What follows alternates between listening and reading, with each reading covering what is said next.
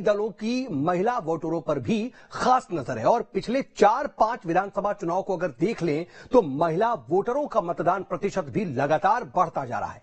MP की सियासत में महिला वोटरों की क्या अहमियत है और क्यों सभी दल महिला वोटरों को अपने पाले में लाने में इस वक्त जुटे हुए दिखाई दे रहे हैं, जरा इसे समझिए।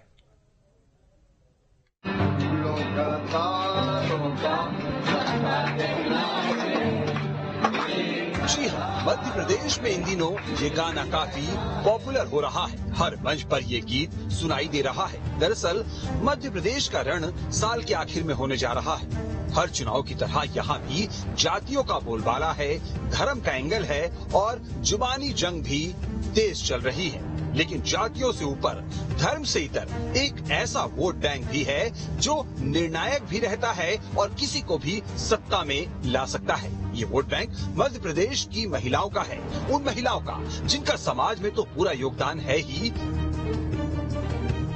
पिछले कुछ सालों में राज्य की राजनीति में भी काफी असर देखने को मिला है।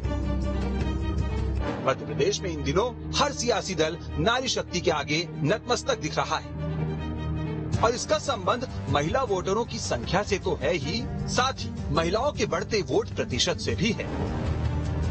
क्योंकि जब खुद नारी ने अपनी शक्ति पहचान ली है और घरों से बाहर निकलकर वोट डालना शुरू कर दिया है, तो सियासी दलों को भी अब सोचने पर मजबूर होना पड़ा है। आगे बढ़ने से पहले मध्य प्रदेश में पिछले 5 विधानसभा चुनावों के आंकड़ों पर नजर डालते हैं और जानते हैं कि कैसे चुनाव में महिलाओं का मतदान प्रतिशत बढ़ता गया। तो आंकड़ों के मुताबिक 1998 के विधानसभा चुनाव में महिलाओं का वोट प्रतिशत 53.53% था। 2003 में ये बढ़कर 62.14% हो गया।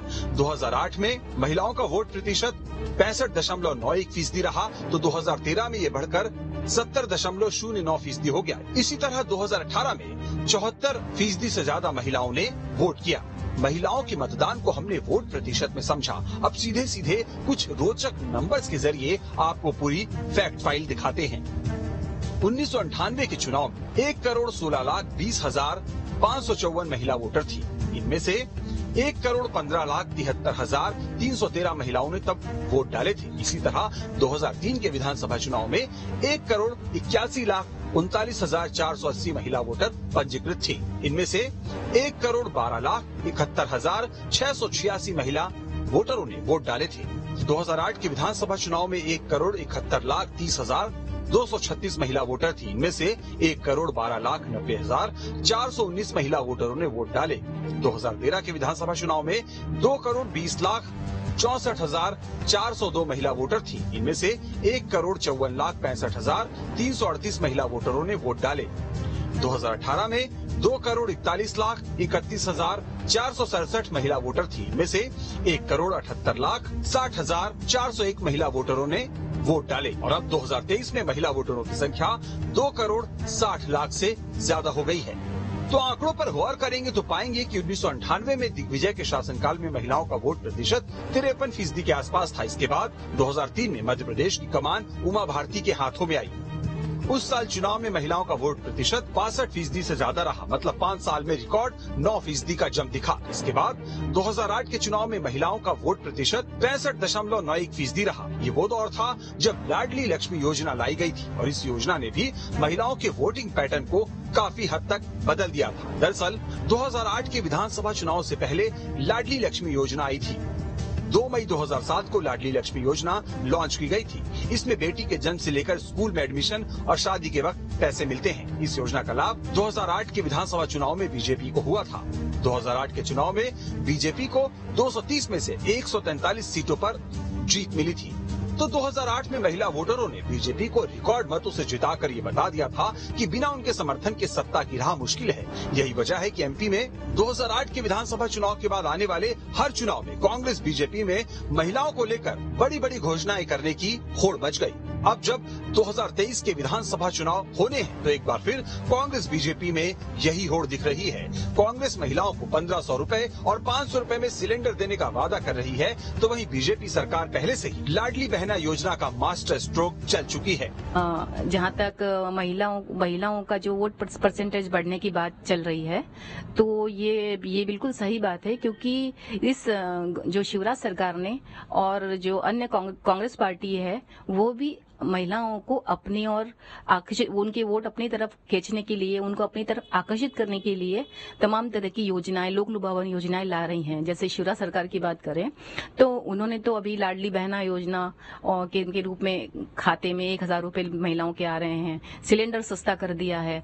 अब ये देखने वाली बात होगी कि महिलाएं इन लोक लुभावने जो उनके वादे हैं उस पर अमल करेंगी, यकीन करेंगी या किसी अन्य पार्टी को अपना वोट देंगी, ये तो आने वाला वक्त बताएगा।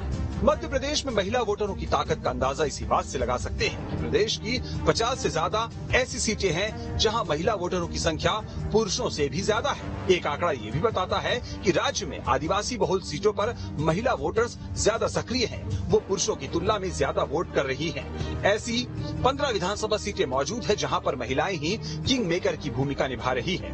जिस प्रत्याशी को उनका वोट मिल जाएगा वहाँ पर उसकी जीत सुनिश्चित मानी जाएगी।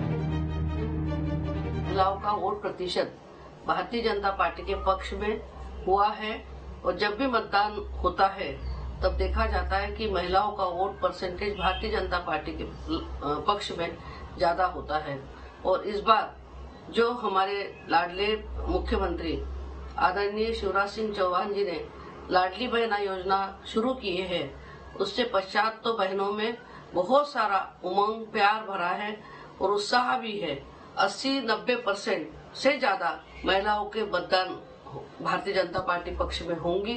मैं ये कहना चाहती हूँ, मैं भी एक महिला हूँ। अगर महिलाओं का प्रतिशत बड़ा है तो सरकार ने 18 से 20 साल पहले तो महिलाओं के लिए क्या किया, और अभी चुनाव के टाइम पे आके अगर इनको फिर भी घोषणाओं की जरूरत पड़ रही है तो मैं सोचती हूँ कि इससे निकम्मी सरकार कोई हो ही नहीं सकती। जो महिलाओं का हनन हुआ है मध्य प्रदेश में, उसके लिए पूरा विश्व जानता है कि हमारा भारत का जो मध्य प्रदेश है हमारा, वो कितना निकम्मा और कितना महिलाओं के साथ अत्याचार, महंगाई की मार, हर तरह से महिला त्रस्त हैं। और अब की बार तो टाइम बताएगा बीजेपी को। महिलाओं की इसी अहमियत को सभी पार्टियों ने बखूबी समझ लिया है। एक तरफ मामा वाली छवि के साथ शिवराज